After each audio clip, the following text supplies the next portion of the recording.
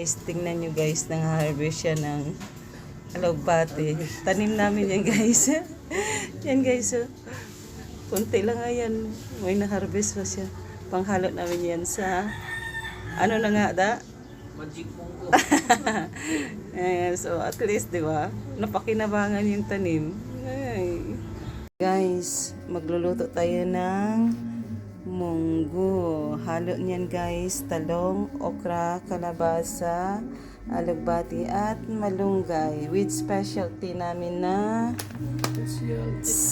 chicharon with baboy. So yummy guys.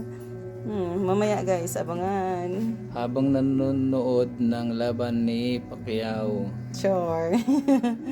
Tapos meron pa nilagang mais. Meron pang nilagang mais. Meron pa doon pandesal. Hala guys, food trip yata kami ngayon ah. Okay.